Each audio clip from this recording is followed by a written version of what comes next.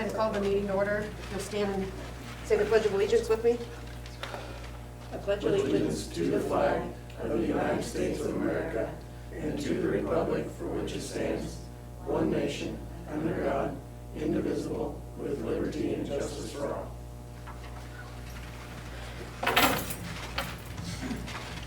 USD 393 will prepare its students mentally, socially, and physically to live successfully in a modern society. Approval of agenda for the regular meeting. No additions. Wow, I move we approve. I'll second. It's been moved and seconded to approve the agenda. All in favor, raise your right hand. Motion carries. Approval of payment of claims and bills. So 3 things to point out. Number 1, I put it in your annotated there, but the reconciliation is off by the exact same amount that we paid our Evergy for our settlement, which is exactly what it should show. So that shows you that life's looking good there. We have a workman comp audit, and so you can see they guess on that, and then they do an audit based upon their number of people, so you'll see an addition to our workman's comp there. And then next month, we're getting to that point, as you can see in there, it's really misleading a little bit because you haven't had enough payroll. So as we get to next month, you'll start to look at the quarters, because you had a September, October, and next month we'll have the November, so you'll have, your first quarter of payments. So that's a better reflection of your cash and where you're at within the first quarter. Because right now, it looks like you're sitting really good, but remember, we haven't had very many payrolls in this fiscal year. September was our first our Right. first full Yep. payroll, so. Yeah, so that was your first big one in this fiscal year. Other questions? I'm curious about the credit card.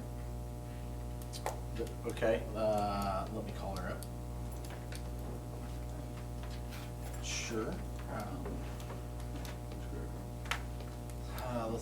Sorry, I wasn't there.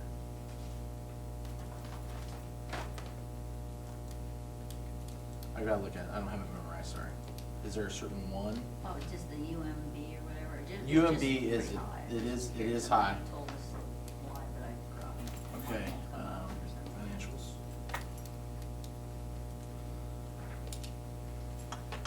Do you have the actual? Thank you.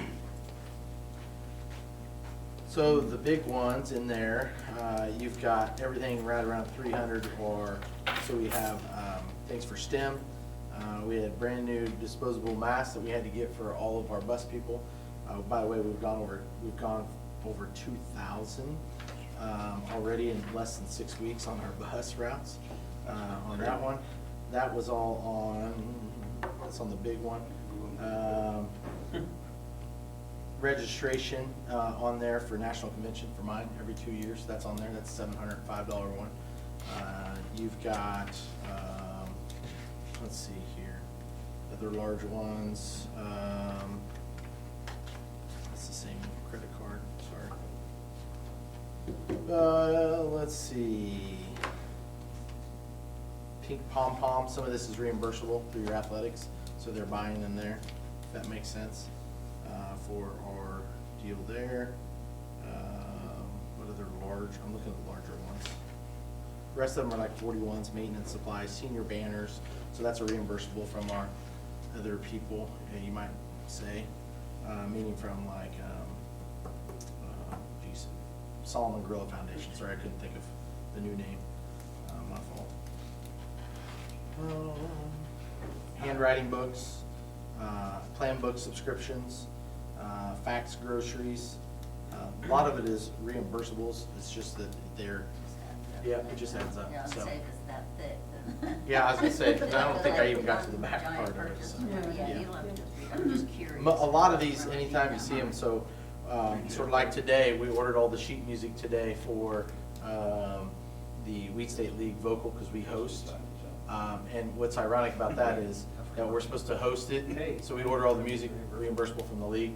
But the other thing is that we had to change venues today because we have 2 schools that will not attend if it was held at Kansas Wesleyan, because Kansas Wesleyan has a mandatory mask.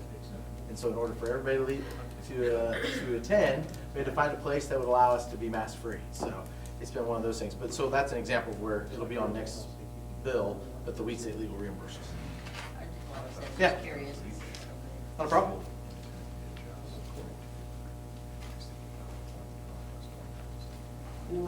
else have any other questions? Make a motion to approve the payment of claims and bills. It's been moved and seconded to approve the payment of claims and bills. All in favor, raise your right hand. Motion carries. Consent agenda includes A, the approval of the minutes from September 13th, 2021 meeting and the budget hearing. B, approval of the updated sales salvage list for 2021-22. And C, gifts and grants, approve a $6,000 grant for driver's ed fees for reducing costs. Move to approve the consent. I'll second. It's been moved and seconded to approve the consent agenda. All in favor, raise your right hand. Motion carries.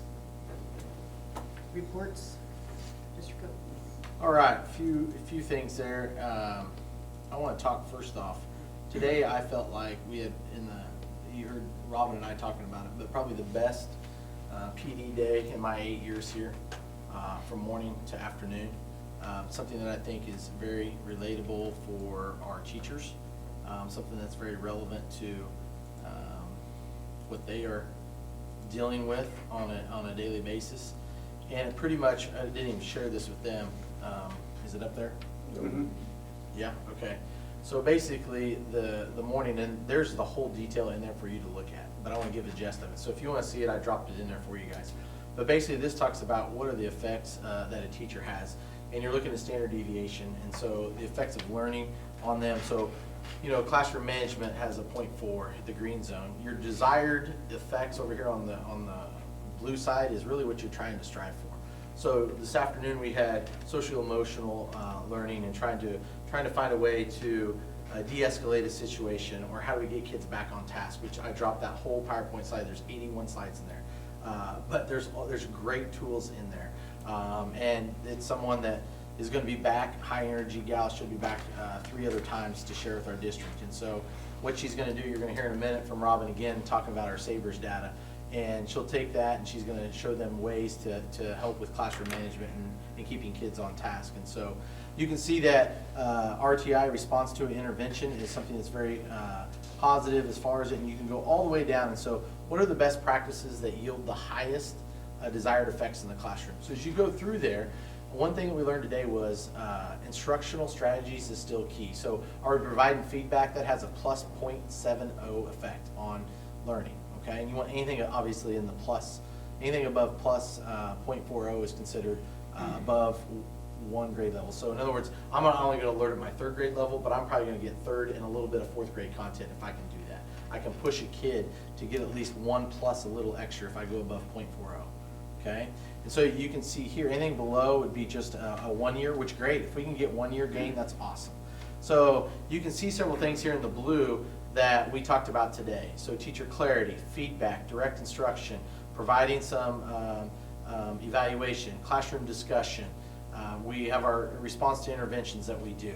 So trying to help them. What doesn't, for us, it's obvious. Look here, reducing class size is a positive. But down here, you can see where the reverse ones are boredom, moving between schools. So we talk about our transient population and how we come and go a little bit, and we have people that are in one school and out of another school. Anytime you make a move, it has a negative 0.34. So you're going to lose almost a half a year of learning. You have the ability to, unless you have a lot of great, what I want to say, a good foundation, family supports and everybody around you. Lack of sleep, woo, boy, we talked about that. How many of our kids are just sitting up on YouTube and then coming in here? Everybody says, well, just expel the kid that's being a pain. Just suspend the kid that's being a pain. And you can see how that has a negative effect and does the exact opposite of what you're trying to do. You're not going to have discipline. Discipline is not going to have the positive effect in changing the behavior, is what we really, really talked about today a lot. So I shared this with the teachers, and it was in the s'more. You saw it in the s'more last Friday. And then today was centered all around, in the morning, it was centered around effective strategies in the classroom that are based upon how they're evaluated. And then our classroom walkthroughs that our administrators do. I'm going to show that real quick. You can see it here. So you can see up on the up here that we've had 31 walkthroughs that have been done, okay, so far. And we didn't start this on day number 1. We started this about September 15th, so we're probably 1 month in. And so the idea is to get everybody a walkthrough. So it'll break it down and talk about, you know, what type of strategies, and these are the 12 strategies that are effective. And so what do we see when we go into the classroom? And as we start to look at this and we start to look at engagement of the students, and then the very last one here that we always ask, I'm gonna scroll to the bottom real quick. Where is it? Here it is, student interview. This is what we look for. So when we're in the classroom, we're gonna go over to a teacher, or over to a student, I'm sorry, and we're gonna ask them, hey, what's the objective today? What are you doing? Tell me about what's going on today in the classroom. And so you can see that our teachers, 53% of the time, those students could articulate what's actually happening in the classroom. So kudos to our teachers that are in the room and to those that are at home, okay? Now, 43 could partially articulate. So you've got that kid that might just be a little bit in la la land, but yet he's engaged, or he or she, I should say. And then they could give you a little bit and go like, here's what I think we're doing, but this is what I'm doing. And it may be like, well, you're partially right, but you're not right at all. But then you have the last one that is, could not articulate at all, like it had no clue. And so I only had one of those students, and you're gonna have those. That's not uncommon to see that. Okay, that's a kid that's completely checked out and I'm just done. So just so you know, and I started with the first graph to show you that here's the process as we get back to actually teaching school and having school and working on effective strategies in the classroom, and then talking about managing behaviors and how can we try to get them re-engaged in the classroom. Those are all things that we talked about today, and you can tell I'm a little excited about it because I think it's really what will move the needle. And really excited to hear and share with you the data that Robin's going to present to you, because I think you're going to hear a common theme tonight, which is a good thing. So that's really all I have. There's some other things in there if you like me, but that's really just FYI for you guys. The article that's going to be in the paper, oh, nope, there's one I really want to point out. It's up here on the board, I believe. Nope, it's not. I should have switched with Todd and had Todd sit down here. You can see that our 2008 Chevy Suburban brought $9,900 from Purple Wave. How about that, everybody? $4,100 on the Chevy Express van, or school bus, the little one. Then we had the big bus, the big school bus, $2,500, and then the little Dodge Caravan was $1,750 for a grand total of $18,250.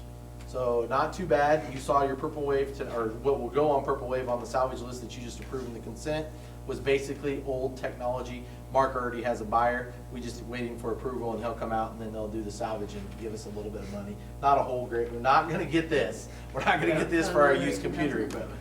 But it's just amazing, the prices right now on anything. It was a good time to sell, that's for sure.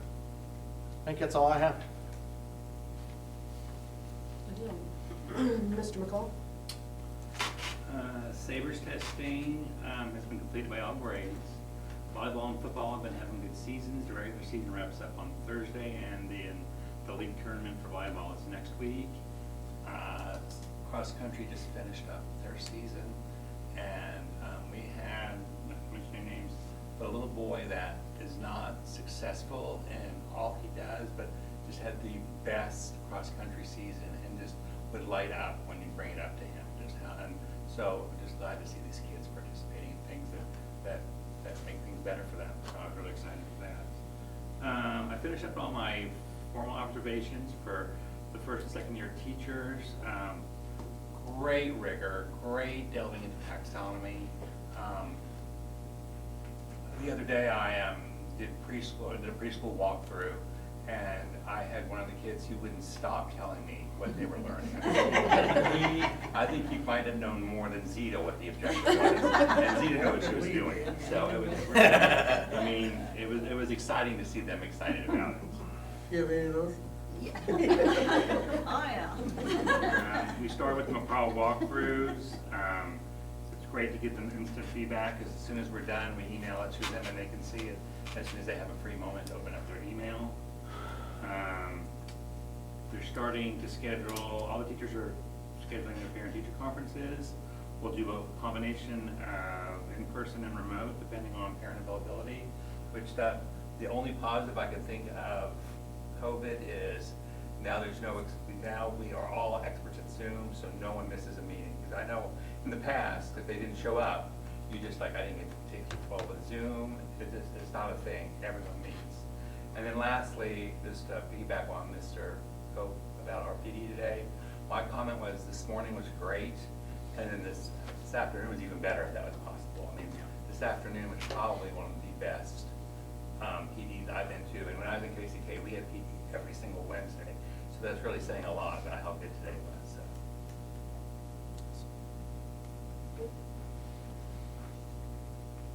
Mr. Owens, his report was in there. I don't know if you got to see it. He must be away from it. He's at the football game. Yep. Recreation Commission, they rescheduled for Wednesday because of the JV game. And technology report was in there too. Was there anything others put on it? You can tell that he's back on campus, and it has been an asset for sure to have him on campus. The great thing, you're gonna know everything that happened that month in that report, very detailed. Everything he said. That's exactly right. Right there, everything he said. Yep. And the parents as teachers is in there also. Is any other questions on any of those? Nice to see them get to have playgroups. Yep, playgroups again. Back up.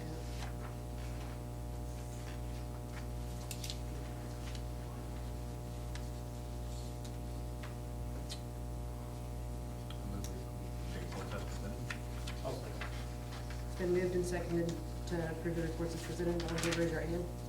Motion carries. And the purchase of the bus. Well, the best compliment is the bus that's out there at the ball game is the one that we're buying. And the bus driver's like, I can't believe we're selling this thing. And he goes, it's the best bus we have. And he even said, if you need a bus driver, I'll drive it down here. And I went over, it's clean. And Nick was talking to him over there, and we might even have a bus driver. Because he's like, you guys pay more, you offer more benefits. So, I don't know, it might have worked out where we might get a bus and a driver. He was really excited about it. So, it's clean. No, it's for that, 72's year. Oh, you're gonna ask me the year on it. 17. Oh, wow. Yeah. And it's very clean. So, And the bus driver. kudos to Dallas and to Dawn for driving up there and really going over it. I have all the service records right here, actually. They gave it to me and everything that they bought and why. So it is completely, I feel really comfortable on this one. And I think it's a steal, especially since the Purple Wave situation. If you were to go buy this bus with everything that they have with the storage underneath and the two AC units on top, $110,000. So why isn't it sitting over here so we can go out and look at it? Well, because they're driving it. I know. After we buy it, they gotta take Lincoln home But tonight. it's here. Oh, We can at least see it while it's here, you know? Yeah. No, Lincoln brought it. They brought their. One of our Purple Wave buses. There you go. And then they can pick It's it up. it's yellow with seats in That's it. right. Yeah. So I think it's a good deal. Very good deal. Not favorite. He's not very happy with his superintendent. I move we approve the purchase of the bus barring any unhappiness of the driver. Yeah, something that. It's been moved and seconded to purchase the bus. All in favor, raise your right hand. Motion carries. Okay, USD 393 strategic plan items. Start with target area, ensure the social emotional well-being of all students. All right. Are you pulling that up? Which one do you want first? Let's do this year's one. This year's? Yeah, and do you guys have copies in any of your stuff? It's all in their Okay. Google folder, yeah. Okay, so there should be one that says 21-22 fall fast bridge. And then I also included last year's 2021 fall, winter, and spring. So we're gonna kind of flip back and forth between the two. So first of all, 3 times a year, we get Fast Bridge for reading and math and behavior, or social emotional. But first, I'm gonna go dive into reading and math stuff. We give it pre-K through 8 for reading and math, but this year we also included 9 through 12 for one of the reading tests and 9 through 11 for a math test. Mainly we included 9 through 12 because KSDE has come up, has made sure everybody in the state of Kansas, all school districts have a dyslexia screener in place for all K through 12 students. So we can use FastBridge as our dyslexia screener, so we can check that off of our list. But we are going to have to find a way to give interventions by next year to our 7th through 12th graders, because right now my role and my paras that I work with, we are only able to cover pre-K through 6th grade. So we're gonna have to come up with a plan for that. Okay, so it was exciting when we gave this year compared to last year. Last year when we gave it in the fall, kids hadn't been in school since March. We had that long break with COVID. And so if we look at our first one, the pre-K, K, and 1, the early reading test, which will check their letter names, letter sounds, early phonemic awareness skills. This year, 63%, the green section there, that's our overall for those 3 grade levels. The green is our percent at benchmark, and then the yellow is our some risk students, and then the red is our percent at high risk. So overall, those 3 grades had 63% at benchmark, and if you compare it to last year in the fall, we were at 37. So that was pretty cool to see that all the work last year paid off, plus Gorilla Camp over the summer, I think, had a big impact on our improvements that we've made. The math test, the early math test for pre-K, K, and 1, looks at number recognition, if they can sequence numbers, if I say 7, 8, 9, can they continue on with 10, 11, 12, those types of skills. So 58% are benchmark for pre-K, K, and 1 with math. Last year it was 45, so again, an improvement. And also, I won't go through every single number, but our reds, our high-risk numbers also decreased. So we want to see the greens increase and our yellows and reds decrease, or the reds move over to yellow and yellow move over to green, so on. So that's exactly what kind of the trend we've been seeing. The next section is our CBM reading, and that is their oral reading fluency. And a lot of research that's been done in reading explains that if a student is fluent on grade level with a reading passage, at first, second, third grade, whatever level they're at, then they will do well in other areas, other subject areas, because they'll be able to read the content then in social studies or read the content in science. So that's one reason why we focus a lot on their oral reading fluency. So here we haven't seen as many gains. This year we're 43% at benchmark. Last year in the fall we were 41% at benchmark. And this is the green numbers in an ideal situation, we would want them to be at 80%. At the end of the year? No, anytime. Oh, anytime. Yeah. We like it. So, Right. oh yeah, anytime. But it was interesting. So today, our speaker that we had this morning that came from Clearwater, the superintendent there, his wife works for TASN, which is a person who goes around and trains schools in MTSS stuff, which is what all this is. And so he was there when he heard us talking about this data, and so I asked him later in one of our breaks, I said, how does our data compare to Clearwater? And he said, it's pretty similar, but he goes, your oral reading fluency is lower than ours is. But he goes, we also have a lot of different clientele. Ours would be a little more affluent probably than Solomon. So he goes, that probably comes into play. But he goes, that's definitely an area that you guys need to work on and concentrate on. And I think all of our teachers, we realize that. And thank you. You guys purchased for us a really great, it's called Really Great Reading Program last spring. And so all of our pre-K through third grade classroom teachers have been implementing that. It's a new Phonics program that we do 20 minutes every day. And then I do it with my intervention groups as well as my para. So I think we're gonna hopefully see some improvement because now we actually have some research-based programs in place. And we're not just pulling, oh, I think we should do this with this group. Oh, I think we should do this. We're actually following a systematic direct instruction program. And then I also was trained, you guys paid for me to get trained in it's called Wilson Phonics reading program. And that's actually something that if a student is diagnosed with dyslexia from a medical doctor, that's a program that most medical doctors will refer them to go through that program. And so not a lot of schools are willing to pay for teachers to get trained in that. So thank you for doing that because I think we're gonna see hopefully some of those reds move over and kind of get the help that they've always been needing. So the reds are the ones that I pull out or my para pulls out, and some of our like second, third, and fourth graders are actually getting a whole hour of Wilson Phonics or a direct instruction reading program, which has never happened before for that long of length of time. And then a lot of our yellow students that are some risk, they are the ones that are, they may be getting pulled with my para, or they are also in their classroom getting MTSS interventions like Mrs. Noggle does it with a small group and every classroom teacher does too. So I feel like we have a good plan in place and we kind of have a process here, but this is an area that we definitely need to address more at our school. grades, but as you can look at that, you can see some grades maybe are a little higher than others, so.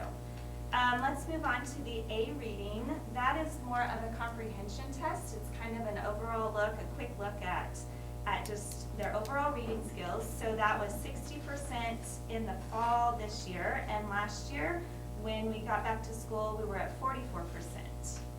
So that's a really great improvement there.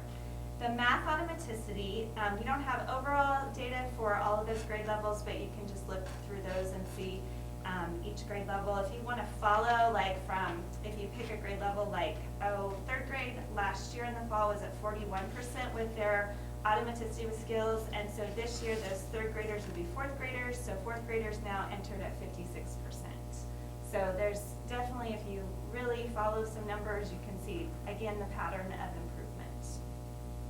The A math, which is similar to the A reading, these two are not timed, so students have as much time as they need. It's all taken on their Chromebooks. They have a 30-question test. If they miss one or two, then it lowers their level down and they get easier problems. If they answer more correct, it gets a little harder. So it really finds their actual placement level of where they're performing. So for A math, we were at 63% this fall. Last fall, we were at 45%. So again, awesome improvement. So that's our pre-K through 8th math and reading. Any questions about that before we look at the high school and the Sabres? Okay, so if we turn the page and look at our 9 through 12, this was our first year. Our freshmen through seniors took a reading screener like this. 47% overall in those 4 grades scored benchmark, and you can see it kind of goes down from 9th, 10th, 11th, and 12th. So what happens is I've had some teachers come and say, oh, I don't think my seniors really tried, or I don't think this group took it seriously. Well, if they really didn't take it serious and they just kept guessing, it would flag them and I would know. So none of them were flagged, but probably some of them didn't take it very seriously.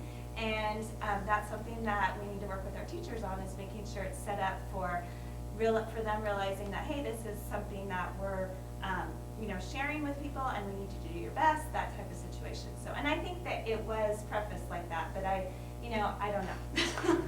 So we just need to kind of work with that, because I don't think 24% of our seniors are benchmark. So, I would think we would have more than that. Right, and I'll jump in. The reason why we did it this year for the high school level and they didn't do it last year is because ACT, we went with ACT everything. So you had ACT Aspire, then you did your pre-ACT, so that where you can get your, as a sophomore or junior, you can figure out where you're going to score. Then you do your ACT your junior and your senior year.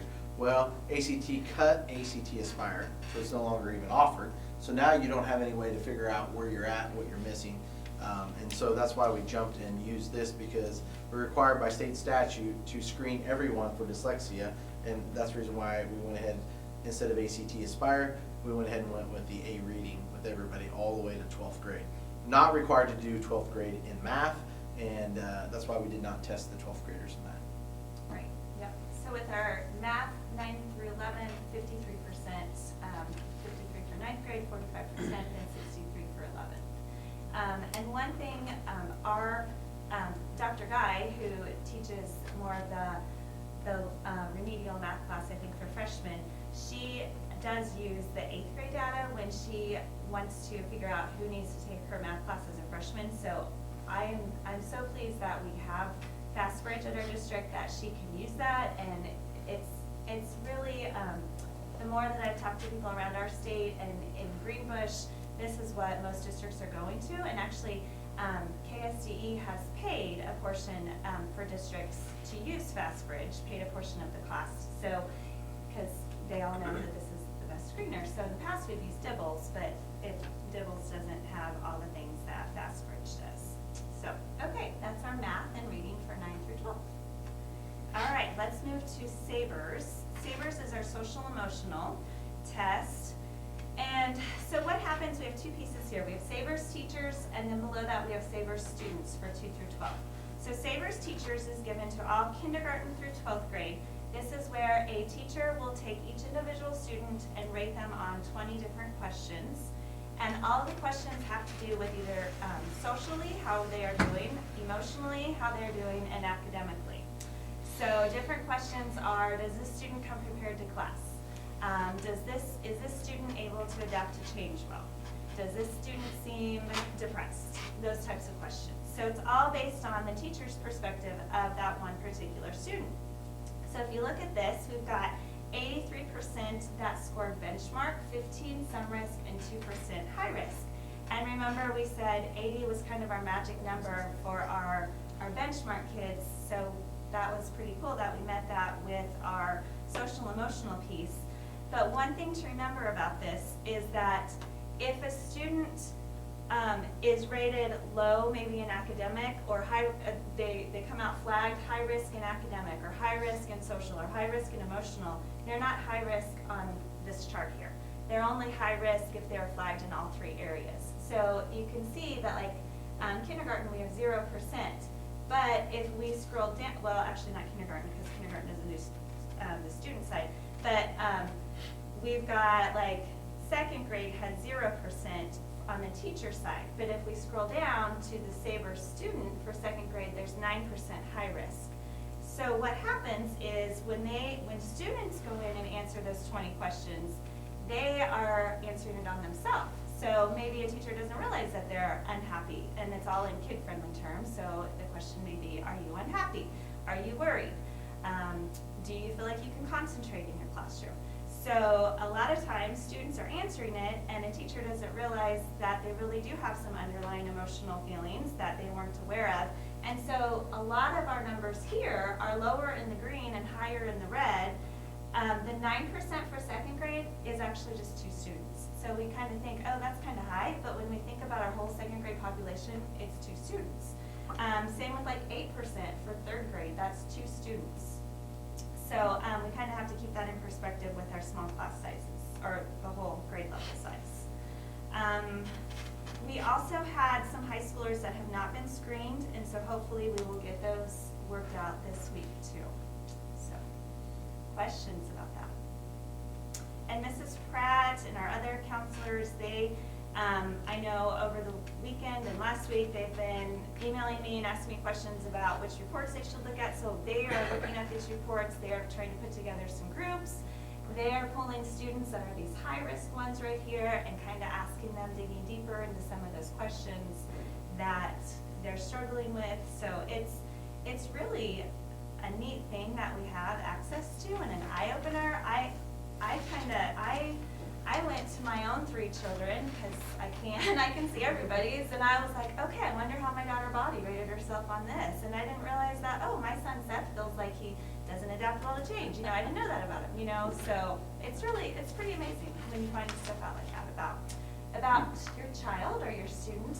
And one thing, all of this will be shared individually with parents at conferences. So when they come in conference, they will get a report from the teacher explaining how they did in math, reading, and Sabres too. So shouldn't be, it's not a secret for Yeah, parents. that's good, yeah. Questions? How do you know that the kids are being honest on Well, their that's true. self-evaluation? We don't know. I mean, we're just trusting them and trying to set it up that, hey, we need you to be really truthful. We need you to give us your honest opinion. I'm pretty sure most of our, especially our elementary grades, when they do this, they're pretty serious about it. High school, yeah. Middle school, 7th and 8th graders. Good question. Good, yeah. I think the more we do it, But- the more we'll get, they'll understand that we're using it Yeah. as a credible Yes. source. And so we need actually- credible input. Wendy Pratt found 2 of our high schoolers that had a score of a complete 0 that probably marked never, never, never, never on everything. And so she goes, Robin, can you reset those? So I will go reset them for them and they'll do it again. So we can definitely, we can kind of see which ones are really not taking it serious, I guess. But, So just, the data here then will go, as we talked about the PD today, it'll go to Jennifer,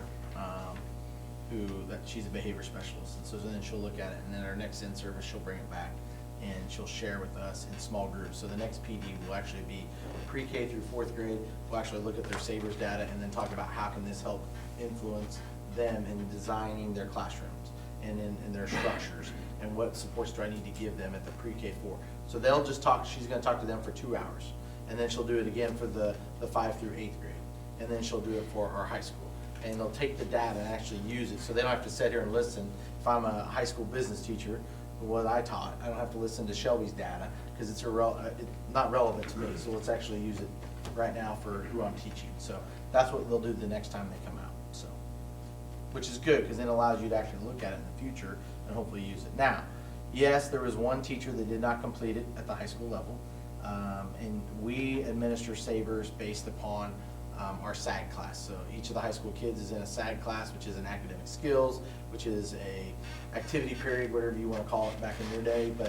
And so they're in there, and then it's up to the teacher to make sure they get screened. So our sophomore SAG teachers did a great job. The other ones, we need to make sure we get those kids caught up. Some of those are COVID, not all of those are COVID numbers, but some of them are because they've been gone because of COVID and close contacts. But there's several of them on there that we just need to finish up, and so that way we can get the data to And Jennifer.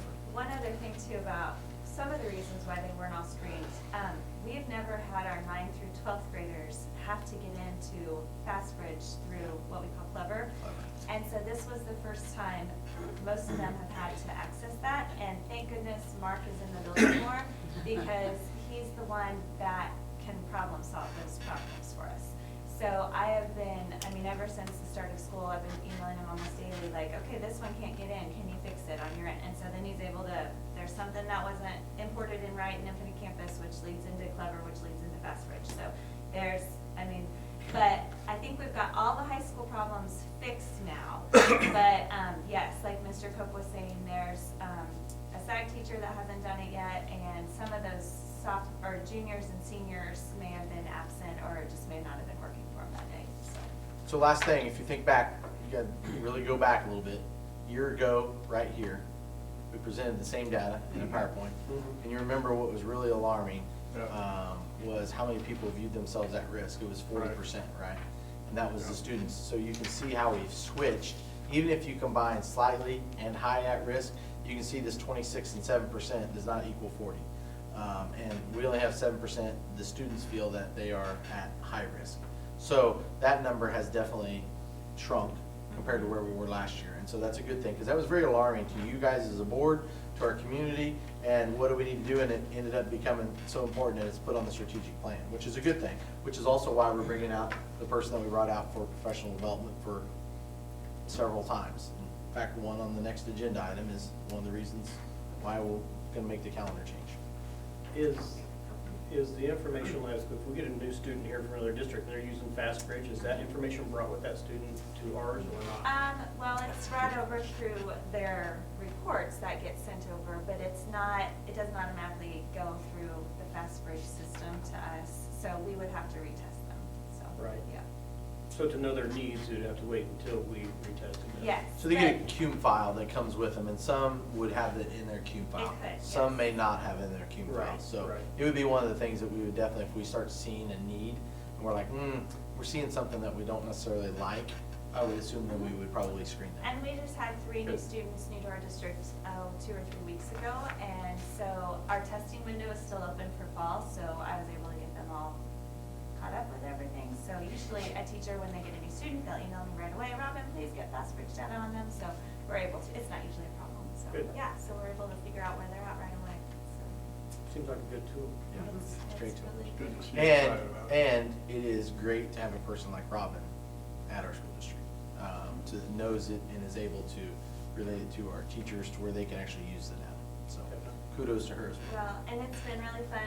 Shelby and all of our whole staff, it's been really exciting to see them take this data and use it, and we can do progress monitoring with it. So like all the kids that I work with, every week I check them on their reading fluency, and when I meet with parents at conferences, I'll get to show them their graph that shows whether they're making progress or not making progress, or they're staying steady. And that was one of my fears, was like, oh no, our teacher is going to have time to do that, our teacher is going to want to do it, and you guys have just taken off with it too. So we've all really embraced it, because we know it's good, and we know it's what's best for kids, and it's a way for us to track their learning, so.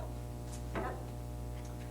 Curious, if you have, like, let's say, one in the red, Uh-huh. and you feel like you need an intervention or something, does it take, like, you guys try to get it done right away, or what do Yes. you guys do? So the ones, Well, right when we did when we got the data and we saw which ones were in the red, then I meet with each grade level and I printed off like, okay, these are the students that are in the red with their names, what their actual scores are, where they should have been.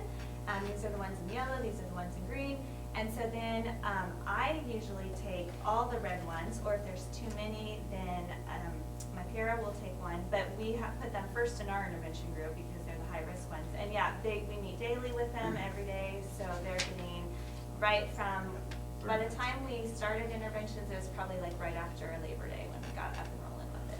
So, yeah, so we're trying to, time is of the essence.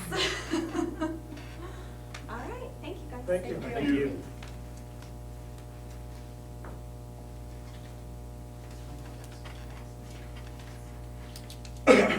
So under that too, we have the updated calendar for 2021-22 to include February 18th. It's another PD day.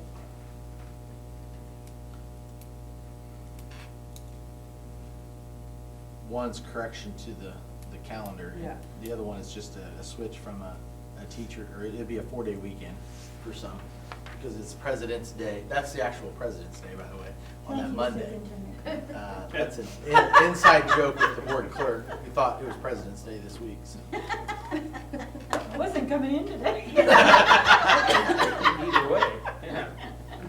So anyways, that 18th will be a PD day, and then that Monday will be a day off because of President's Day. 18th is the Friday. Friday, yeah. So we need a motion to change that. Yep. Okay, it's been moved and seconded for the updated calendar. All in favor, raise your right hand. Motion carries. Enhanced learning opportunities for all students.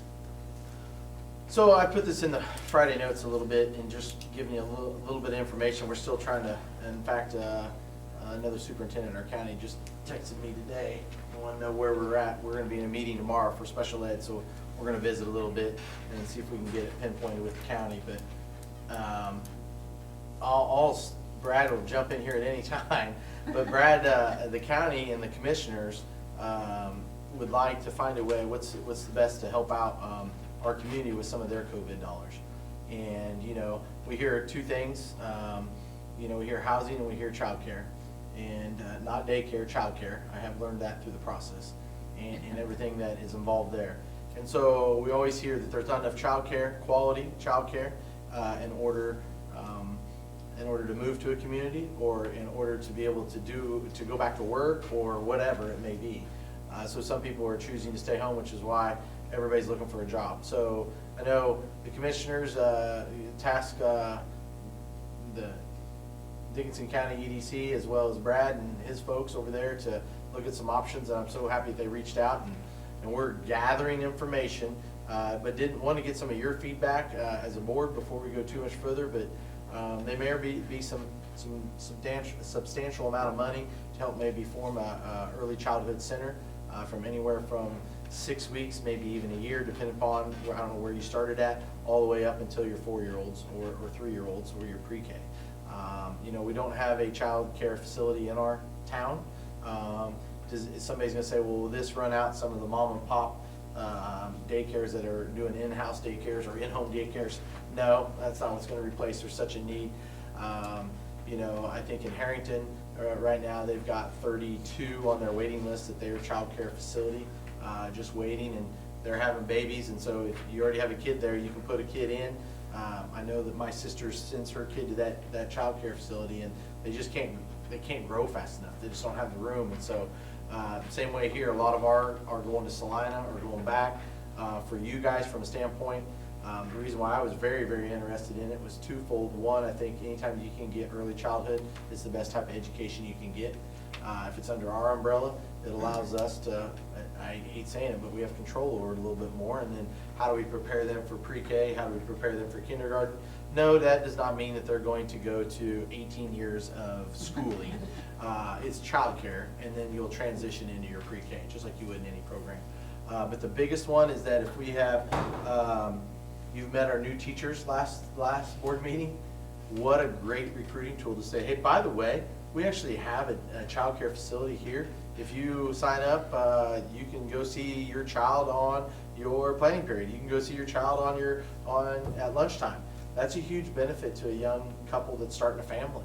That's a great recruiting tool. So excited about the opportunities. I think it's just in the beginning phases, but I wanted to tell you where we're at, and I think it fits in, of course, right there with our strategic plan. Opportunities for all students. We didn't just say K-12 when we made that target area. You said all students. So I think that was wise. Questions, comments, things that you're thinking? It's early. You might think, would be enough money to build a facility, or is that too soon to know? To do what? To build a facility? I think every option's available. I mean, Possibly. it depends upon what the final number ends up being, and then what I think we're a ways away, meaning like, okay, how many kids do we need to have, and how many kids do we want to eventually have for growth? You know what I mean? Because you don't want to build something so small that you can't grow, and then we're just limited, and we're right back to the same darn problem we just had. So let's think 15 years down the road. Let's hope we get some more development. Some houses are going up like crazy around here. Young families moving in. Okay, so let's plan for, I don't know, 30 kids in this facility. I'm just throwing a number out my way. But 6 months to 3, can we do 30? And what does that look like? What is the staffing? That's the questions that we're still having. We got to go through an orientation with the lady who, bless her soul, boy, she's in charge of 4 different counties. So getting on her schedule is a little hard out of Riley County. I don't know, you put me on. Sorry, no, you don't No, have to, you're yeah. fine. I'm trying to think, I don't know what her name is. I gotta look back at my notes. I don't think it's Heather though. Yeah, it is Heather. Heather Ritchie. Yep. Super nice. Yeah, so we're playing phone tag right now, and she was gone, and then I was gone, and so, trying to get that all set up. I remember even on our first strategic plan, that was, I just know there's a need. I know when we started the preschool, one of the things like, Yeah, can you go yeah, younger? yeah. Right. No, not to start out with. And we even had some daycare providers then, but we've lost since then, I We think. don't, it's all hard to have anything, do they? Nothing at all, right No now. license. No licensed daycare providers. Well, I think it's a great idea. You get the option daycare plus early learning, social behavior, the whole kit and caboodle. Well, and I give credit to the commissioners for thinking about, okay, let's invest some of that COVID money into something that's gonna pay long-term for many, many years down the road. I'm not already thinking, where are you gonna put it? Oh, yeah. Yet to be- Oh, yeah. That's been tossed around. Hmm? Yeah. Well, I wanted to make sure it came out there, and I think it's exciting for our community, for our staff, and just in general. I think it's something that I hope it all works out. Yeah. Hopefully it keeps going. We're just not sitting on it. Well, it looks like we're going in the right direction for growth, Yeah. so. Okay. We can do a gas station too. And have a little music. We'll work on Spend that. the money on The kids will be in the Early back. childhood development / filling station. Yeah. That might be quite the combination, by the way. I don't know. Twin liquor What we store at the pull same out. time. Teach them young. Okay, let's move on to a different target area. Okay, increase parent community involvement in the schools. First one that's up there is you need to figure out who would like to go to the breakfast that morning that are going to convention. Those that are going to convention, I just need to know so we can pay for you. I need to get that done for tomorrow. You told me, You what want is to it, eat Saturday morning? Saturday morning. Wade, would you like to eat breakfast Saturday morning? Sure. Well, you can eat it, I mean, at the SQE, sorry. And then Andrea and Brad? Okay, so we'll have 4 there. All right. Okay. Perfect. And then someone that's there's got to do the delegate assembly. You guys got to figure out who's going to go to the delegate assembly. And Did if you it, find out though if it's during? well, I think it's during our presentation. They haven't released So that how many- schedule yet. I haven't seen it. So at some point, you 3 are going to figure out which one would like to So if I and go to vote. that, I don't have to present? We'll walk through it. Yeah. Good. Okay. Yeah, I think it would be too. So the presentation is up on the board. Hopefully you've had a chance to look at it. I put it in PDF. I know it was hard to open up Yeah, in I the slide. I don't just know got it why. today. So if you have, any of you, even if you're not going, if there's something you'd like me to add, because, you know, we have busy schedules, and so if you're not going, but you looked at it, and you're like, hey, let's add to it, I'm not gonna give you the presentation tonight. There's no reason for me to present to you guys. I think it's an honor that they sort of ask you guys to do this as well. Because usually all you see is the big 5 school districts and the big 5 counties presenting. So that's pretty awesome. Is there anything in here that you looked at that you thought, well, hey, let's change that or add that or move that around? There's not when I went through it today, however, if we're gonna present any or all of this, we need to have a meeting ahead of time. I agree. No, I'm with Yeah. you. Yeah. This isn't just tonight. Yeah, no, I agree. So, I agree. no, I think it hits the highlights, and I do too. it will generate the discussion that we wanna generate, so. Okay, How long does it have to be? 45 minutes. There's way too many slides on here for 45 Right, minutes. right. There's 19 slides. And so I think you can hit the high points of it. Like I said, going right through it. So these are all stuff that you've all seen before, and so you've been all a part of it. So it's nothing new for you. I just didn't know if there's something that you definitely want highlighted or taken out. We may not even get through it. So I think the best bet would be for everybody to take a slide and maybe present on the slide. The community meeting I thought went really well for the bond. Sort of doing it that style I thought was very beneficial. Up to you guys. And we can meet and talk some other time. Yeah, I think those of us who do it, we just meet and go through it, spend an hour or two, because those of us who don't live it every day like you do, it's I not got as easy you. to I understand. got you. I It's got shoot you. from the hip, so. I got you. What about everybody else? Look good? Okay. I just got into it finally tonight, or whenever, Right.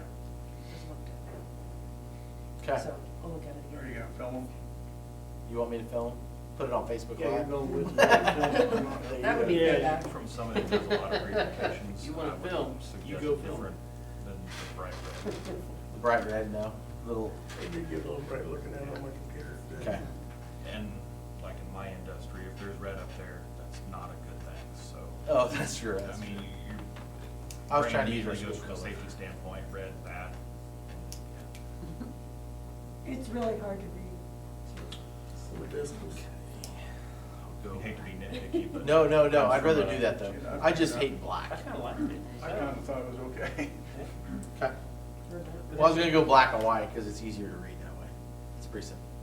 But yeah, we can do that. I know how Brad is And with it'll be black. too boring. But we got the Solomon grills on there, so that'll be fine. Okay. If you go white, put a watermark for the new school project in the background of it or something. There you go. I can do that. I do this all the time. I've got things coming up. Okay. Perfect. That's all I had on that part.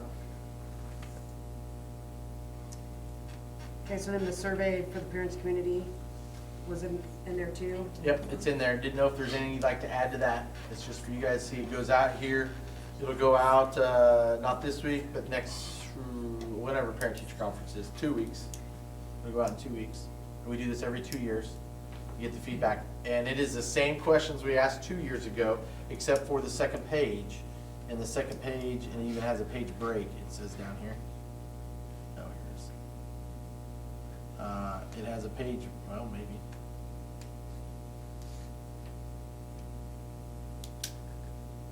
There it is. ESSER 3 funding. How would you be interested in the after-school program? We talked about this, remember, so on and so forth. So there are 10 questions related to what do we do with the ESSER 3 money. So Are they gonna have computers available or? the link will go out so they can do it on their, yeah, they'll have them, or they'll just go out to their phones. Okay.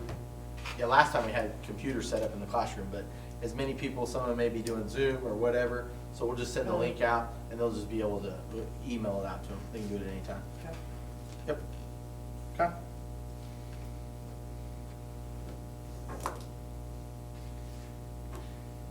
Develop a plan for the long-term facility improvements, facility project update.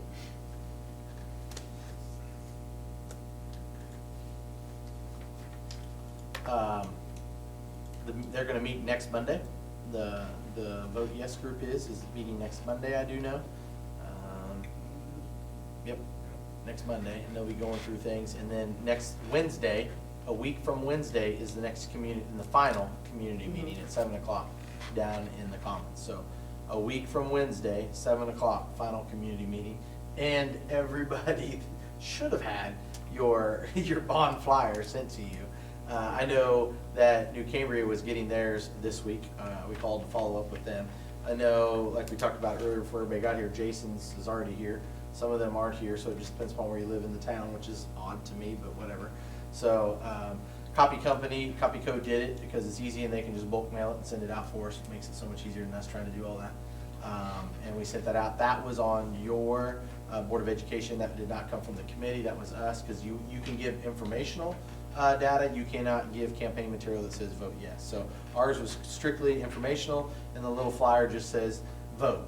It doesn't matter. And it actually had the link on there. Well, it's going to be late now, but the link to where you could register before. Tomorrow's the last day that you can register to vote. And the one thing, if someone says to you, I got one of your flyers, I don't live in your district, it's not because we sent it to them specifically, because now the way the postal system is set up to do direct mails, you have to choose a route, and part of that route may be in your district, part of that route isn't in your district. Which is why we got all Benningtons. Yes. Yeah. So that's why we got some of another. That was pretty nice. I know. Yeah. Yeah, that was Yeah. nice. Convince me to go for them.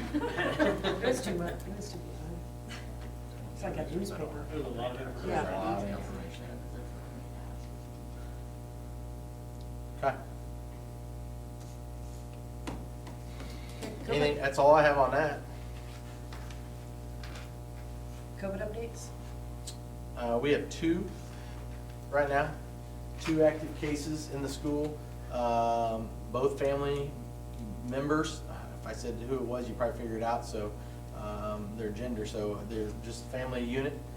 We had one last week that was a family unit, and now it's a different family this week. It just seems to, we do also have one staff member, and so it's something, as I said earlier today, we're basically learning how to live with it, how to manage it, and every day it's different.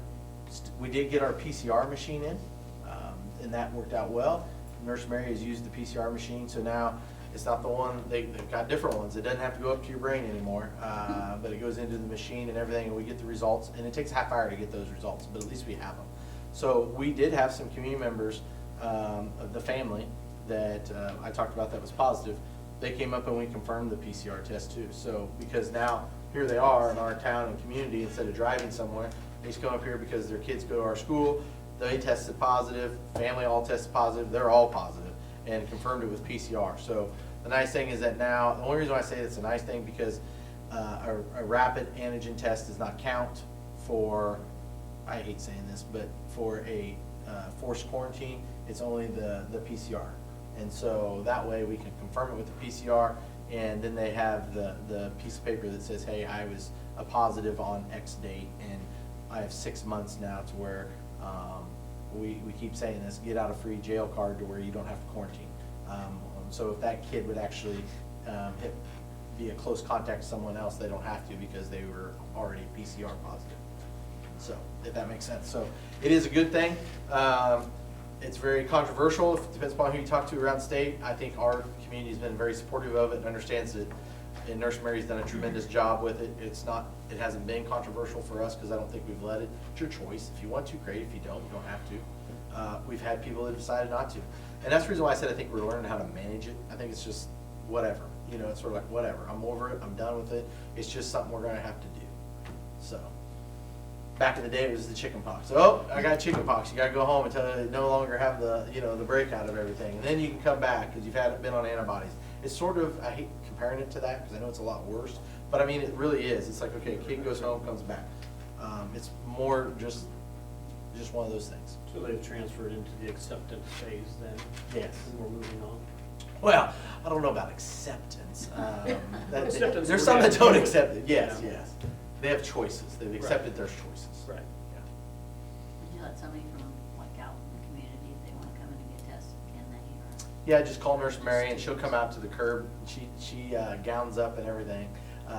just because we don't know. And so with that family, it was probably a good thing. So she gowns up, masks up, shields up, and does the test, and then we let them know, but we don't let them come into the school. So, yeah. We just don't want everybody from Salina coming over to get tested. It's gotta be a tie to our community. Better be clear on that one. So, that's all I have. Okay, future dates and topics, October 20th, community meeting regarding the bond at 7 o'clock. October 25th is parent-teacher conferences and no school. October 29th, no school, fall break. November 1st, first day of junior high basketball. November 2nd is the election. November 8th is our next board meeting.